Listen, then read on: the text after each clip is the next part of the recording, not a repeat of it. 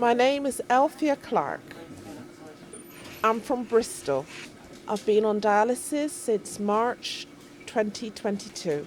I was diagnosed with kidney problems since early last year, January last year. When I caught COVID, it killed my kidneys. When we found out about it, it was devastating. Had a devastating effect on us. We used to travel a lot. Done a lot of travelling all over the place, and then from that going on dialysis 3 times a week was, our lives were on hold. It was devastating. We like to do cruises, Mediterranean mainly, Rome, Venice, Italy, Saint-Tropez, all these beautiful places. I go 3 times a week to dialysis. It's quite a big part of the day, really. Get up at 5 o'clock, sometimes 4:30 in the morning, to go to dialysis, and then come back. By the time I come back, sometimes it's 1, sometimes 2, sometimes 3, depending on what time the transport brings us back. Got to wait for transport, so sometimes it's late and I don't get back till late. I have, but I'm a bit, let's say, of an anxious person. So the thought of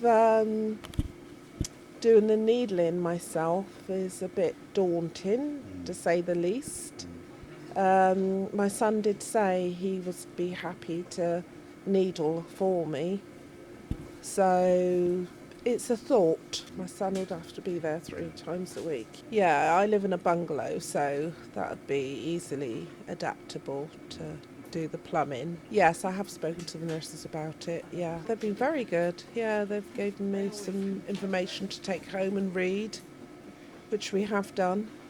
Read it over, my husband and my son, actually. The staff here are absolutely wonderful. They're really, to put up with me, they're wonderful. Because when I first started, I was so anxious. I used to scream and cry quite a lot because it was quite painful. And they were so patient with me, So, yeah, they're very lovely, gorgeous. They work so hard. Yeah, you get to know all the patients and everything. They're a really, really lovely lot. The thought of, getting a transplant and not seeing them again is pretty daunting, actually. The future for me looks pretty good. At the moment, I'm being tested to have a transplant. So I'm hoping that all goes well with that. That the tests.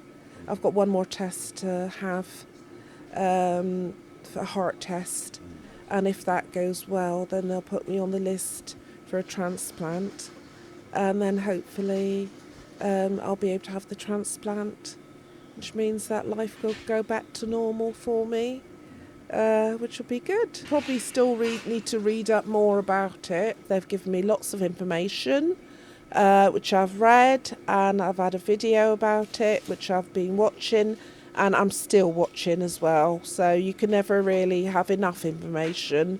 There's always something new you find out. The little part of me that's not looking forward to it is the pain. And the other part is the fact that I'm going to miss this lot here. I'm going to miss the nurses, and I'm going to miss the residents here as well, because there's such a lovely bunch of, patients here that you get so used to them, seeing them 3 times a week. And that's the only bit I'm going to miss, really. I don't know really. It's hard to say because I'm quite a social person.